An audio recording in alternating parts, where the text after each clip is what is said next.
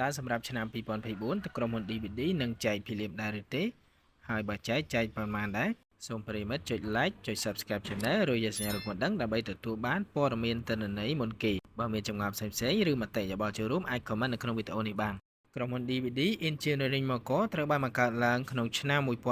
1995ជាក្រុមហ៊ុនពហុមុខងារផ្នែកវិស្វកម្មនិងសំណង់ដែលបានចុះបញ្ជីនៅក្នុងទីផ្សារកំណើននៅលើផ្សារមួយរបស់កម្ពុជាហើយក្រុមហ៊ុននេះបានបោះផ្សាយលក់ភាគហ៊ុនជាសាធារណៈលើដំបូងតម្លៃ IPO ត្រឹមតែ2380រៀលប៉ុណ្ណោះក្នុងមួយភាគហ៊ុនហើយចំនួនភាគហ៊ុនដែលបោះផ្សាយថ្មីមាន6,461,538ភាគហ៊ុននិងភាគហ៊ុនមិនបានចុះបញ្ជីមាន12លានហ៊ុនបាទថ្ងៃដែលចុះបញ្ជីគឺនៅថ្ងៃទី6ខែកញ្ញាឆ្នាំ2021ហើយក្រុមហ៊ុននេះធ្លាប់បែងចែកភាគលាភបានចំនួន2លើកហើយដោយគាត់ធានារយៈពេល3ឆ្នាំដែលចែកកន្លងមកគឺរយៈពេលភាគលាភឆ្នាំ2021ចែក131រៀលក្នុងមួយហ៊ុនរយៈពេលភាគលាភឆ្នាំ2023ចែក166.60រៀលក្នុងមួយភាគហ៊ុនសម្រាប់ការរីបរិច្ឆេទឆ្នាំ2024នេះទោះយ៉ាងណាក្រមប្រសាភិបាលហាក់ដូចជាមានឆន្ទៈចង់ចែកភាគលាភនៅឆ្នាំនេះផងដែរបើទោះបីជាប្រាក់ចំណូលប្រាក់ចំណេញមកឆ្នាំ2024ធៀបនឹងប្រាក់ចំណេញឆ្នាំ2023ធ្លាក់ចុះក៏ដោយបើតាមសេចក្តីជូនដំណឹងដែលជាព័ត៌មានបឋមបាទជូនចំពោះម្ចាស់ភាគនិកដែលមានសិទ្ធិនៅក្នុងការចូលរួមប្រជុំមហាសន្និបាតនៅថ្ងៃទី2ខែមិថុនាឆ្នាំ2025នេះនៅក្នុងរបៀបវារៈក្នុងការកំណត់សម្រាប់បែងចែកភាគលាភបាទគឺមានដូចទៅចំនួនសាច់ប្រាក់ដែលត្រូវបែងចែកភាគលាភសម្រាប់ឆ្នាំ2024គឺមាន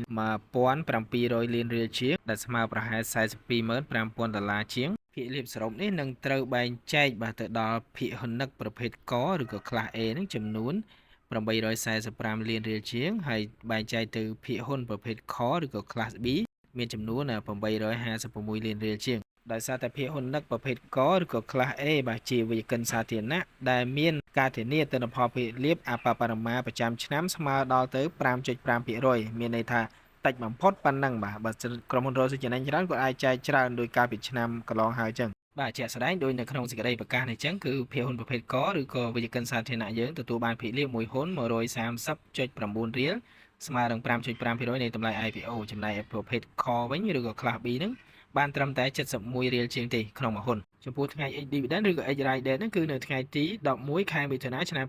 2025រីឯថ្ងៃកំណត់ទុកបាទឬ record date ហ្នឹងគឺនៅថ្ងៃទី12ខែមិថុនាឆ្នាំ2025ចំណែកថ្ងៃទូទាត់ភាគលាភឬក៏ payment date គឺចាប់ពីថ្ងៃទី23ខែមិថុនាឆ្នាំ2025រហូតដល់ថ្ងៃទី1ខែកក្កដាឆ្នាំ2025សូមអរគុណជម្រាបលានាំមកជូនដោយក្លឹបប្រឹក្សាភាគហ៊ុន